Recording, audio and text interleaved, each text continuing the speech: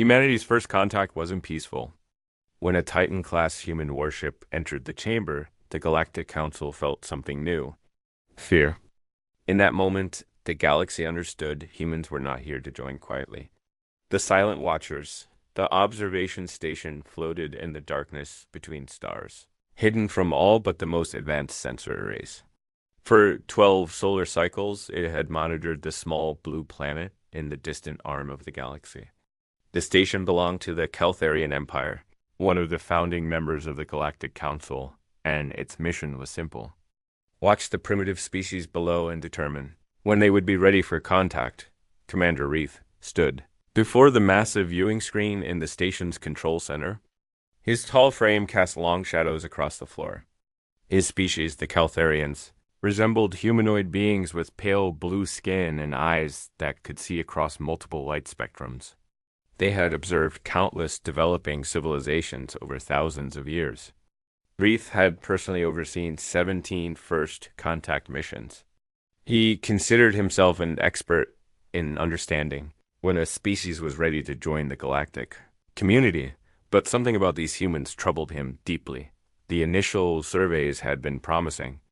The humans showed remarkable creativity and problem-solving abilities. They had developed agriculture, writing, and complex social structures. Their art and music displayed emotional depth rarely seen in younger species. Everything suggested they would eventually become valued members of the council. Perhaps in another 1,000 years or so, then everything changed. Reith watched the data streams flowing across his console. The numbers told a story that seemed impossible. In just 100 of their years, the humans had gone from primitive flying machines to splitting atoms. They had created computers, satellites, and space stations. Their technological progress was not gradual. It was explosive. Science Officer Thielen approached from her station. Her expression carried worry. She had served with Reith for 8 cycles and rarely showed concern. Today was different. Commander, she said quietly, the latest scans are complete. You need to see this immediately. Reith turned his full attention to her. What have you found? Thielen activated a holographic display. The image showed orbital space around the human planet. Dozens of satellites orbited in complex patterns.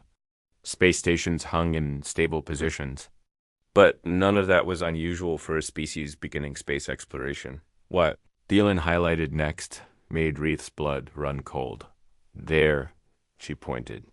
Beyond the standard orbital infrastructure. We detected it 3 days ago, but needed time to verify the readings. At first, we thought our sensors had malfunctioned. The hologram zoomed out, revealing something massive in high orbit. It was a vessel, but calling it a ship seemed inadequate. The structure measured over 4,000 meters from bow to stern. Its hull was covered in angular armor plating that absorbed sensor beams. Weapon emplacements lined every surface. Massive engines glowed with barely contained power. Reith felt his heart skip. This is impossible. They discovered radio waves less than 2 centuries ago. How could they build something like this? Thailand's fingers danced across her controls, pulling up more data. The energy signature from that vessel exceeds anything in our database, except for Council dreadnoughts. The hull composition includes materials we cannot identify. Our analysis suggests it carries enough firepower to level a continent. Show me everything. Reith commanded. The display shifted, showing detailed scans of the human warship. Every angle revealed new horrors. Railgun batteries capable of accelerating projectiles to relativistic speeds. Laser arrays powered by fusion reactors. Missile silos containing weapons with yields that would shame most planetary defense systems. Shield generators that could probably withstand sustained bombardment from an entire fleet, though what disturbed Reith most was the design philosophy. This was not a vessel built for exploration or scientific research. Every line, every angle, every system served a single purpose. War. How many of these do they have? Reith asked, though he dreaded the answer. Thielen pulled up orbital tracking data. We have confirmed 3 similar vessels, designated by the humans as Sentinel of Tira, Guardian of Earth, and Protector of Soul. Intelligence suggests at least 4 more under construction in orbital shipyards. Reith sat down heavily. 7 Titan-class warships. A species that had barely left their home world possessed a battle fleet that could challenge the combined forces of a dozen council member states. Have they detected us? He asked. Thielen nodded slowly. Yes, Commander. We believe they have known about our observation station for at least 6 years. 6 years. Reith processed this information. They had known someone was watching them for 6 years and had said nothing. Instead, they had quietly built these monsters in orbit. Not as a provocation, but as a message.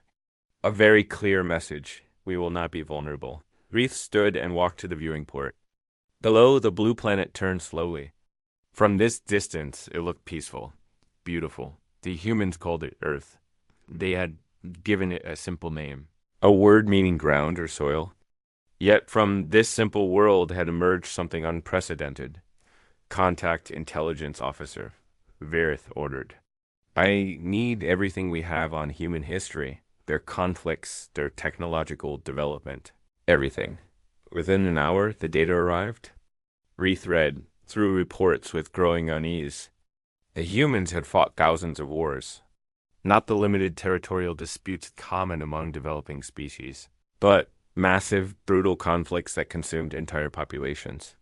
They had developed weapons of incredible destructive power and used them against each other. Their most recent global war had killed over 100 million of their own kind. Over 100 million. The number was staggering. Most species achieved unity long before reaching such casualty counts. Yet, the humans had survived. They had rebuilt. They had looked at the ashes of their greatest conflict and decided to reach for the stars anyway. And when they reached, they did so with weapons ready. Reith understood now. These were not peaceful explorers hoping to find friends among the stars. These were survivors who had learned the hardest lessons in their own blood. They had built those warships not because they were aggressive, but because they refused to ever be victims again. Commander, what should we do? Thielen asked. Reith made his decision. Prepare the ship. We return to the Council homeworld immediately. This changes everything we thought we knew about first contact protocols. Should we attempt communication with the humans first? No, Reith said firmly. If we reveal ourselves now, they might see it as a threat. Those warships were built to protect against unknown dangers. I will not risk becoming that danger. The Council must decide how to proceed. As the observation station powered its engines and prepared to depart. Reith took one last look at Earth. Somewhere on that world, human leaders watched the stars and prepared for whatever might come. They had chosen strength over hope, weapons over trust. Reith could not blame them. In their position, having fought so hard to survive their own nature, how could they assume the universe would be kind? The station jumped to faster than light travel, leaving the Sol system behind. Reith spent the journey composing his report. Every word had to be precise. The Council needed to understand that humanity was not like other species they had encountered. These humans were dangerous. Yes, but more than that, they were determined. They would not bow. They would not submit. They would stand as equals or not stand at all. The galaxy was about to meet its newest power, and nothing would ever be the same again. The Council's reckoning? Grand Council Chamber on Nexera was a place of ancient power and tradition. Built from crystalline materials that seemed to capture and hold starlight, the chamber had witnessed 10,000 years of galactic history. Today, it would witness something entirely new. High Chancellor Vorin of the Keltharian Empire stood at the central podium. His ceremonial robes reflected the soft blue glow of the chamber's walls. Around him, seated on elevated platforms arranged in a perfect circle, were representatives from 42 member civilizations. Each species had contributed to the Council's mission of maintaining peace and order across known space. Thorin had called this emergency session within hours of receiving Commander Reith's report. What he was about to reveal would shake the foundations of everything the Council believed about their place in the universe. Honored members, Thorin began, his voice amplified by the chamber's perfect acoustics. We face an unprecedented situation. A species we have monitored for decades has achieved capabilities that challenge our understanding of technological development. He activated the holographic projector. The image of the sentinel of Tira materialized above the chamber floor, rotating slowly. The massive warship dominated the space, its brutal design drawing gasps and murmurs from the assembled delegates. Ambassador Kren of the Thelosian Collective rose from her platform. Her crystalline body refracted light into rainbow patterns. The Thelosians were among the oldest council members, peaceful beings who had not engaged in warfare for over 5,000 years. Chancellor Vorin, she said, her voice like wind chimes. Surely this is an error. No species at this development stage could construct such a vessel. Your sensors must be mistaken. I wish that were true, Vorin replied. Commander Reith verified the data 17 times. We have visual confirmation, energy readings, and structural analysis. This vessel is real. More troubling, the humans have built at least 3 identical warships.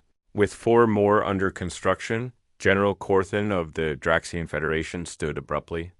His species were warriors, covered in natural armor plating that had evolved over millions of years.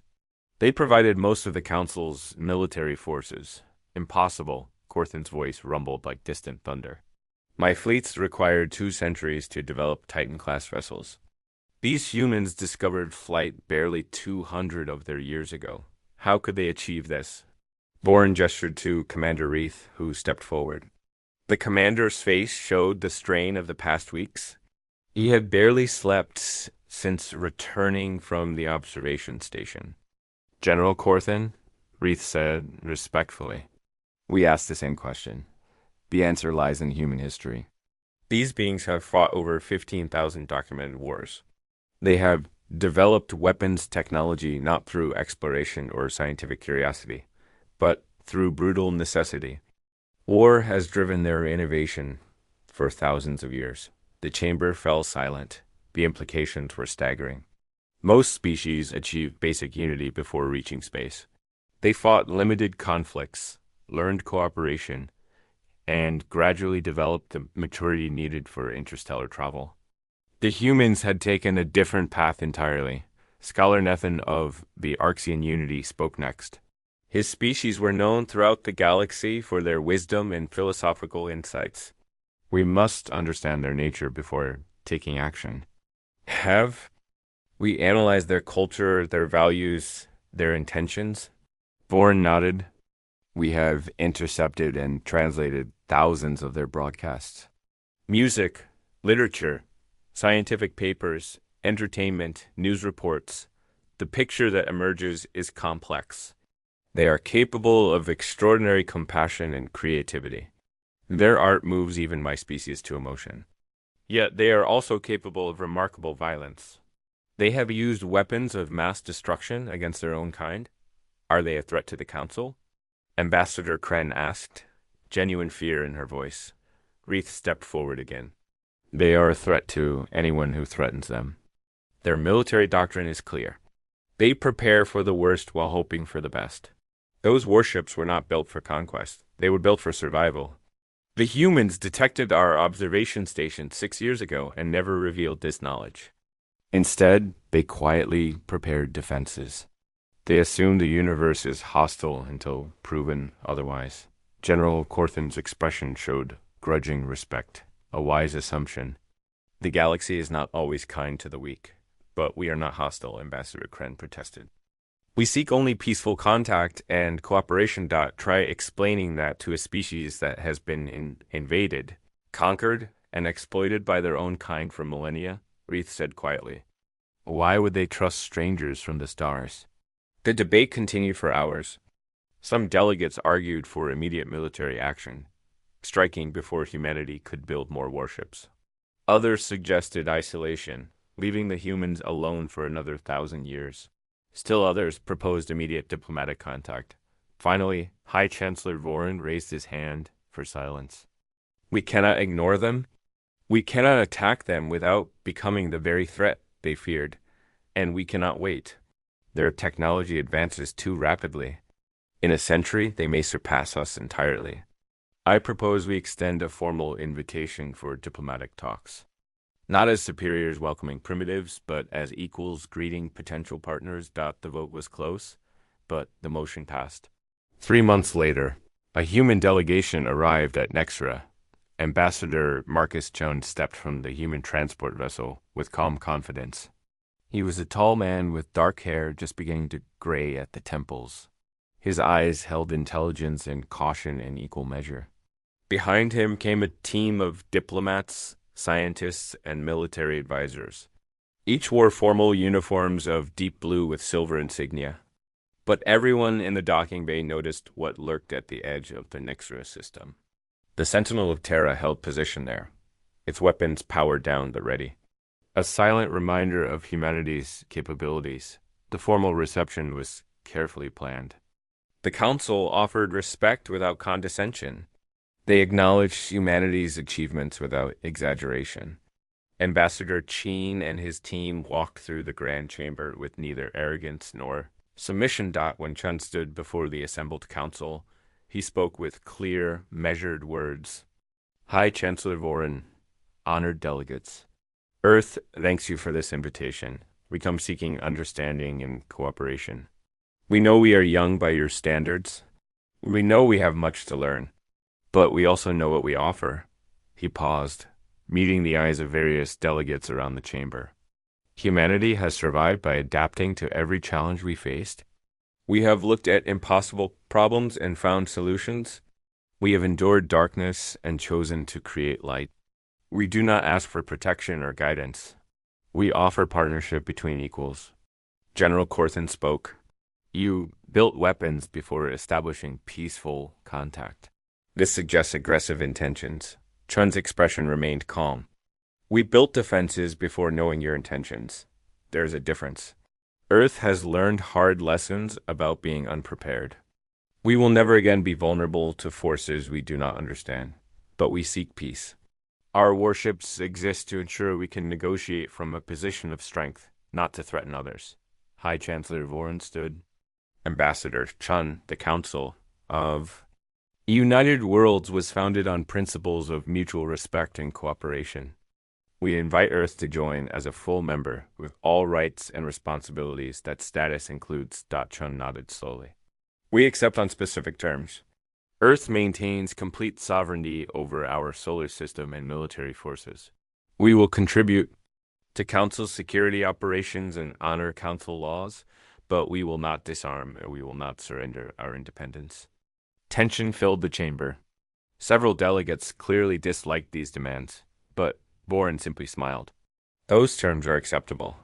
Welcome to the galactic community, Ambassador Chen. Welcome as equals. As treaties were signed and ceremonies concluded. Commander Reith watched from the observer's gallery. He thought about his first glimpse of the Sentinel of Terra. That moment when he realized the universe had surprised him. Humanity had entered galactic civilization not as students seeking teachers, but as partners demanding respect. They had prepared for the worst and still chosen to seek the best. They had built weapons powerful enough to defend worlds, but they chose to pursue peace. The Council had gained more than a new member. They had gained allies who would never surrender, never submit, and never stop reaching forward. In the end, that was what made humanity truly remarkable. Not their weapons or technology, but their unbreakable will to survive and thrive on their own terms. The galaxy had just become a more interesting place, and perhaps a safer one.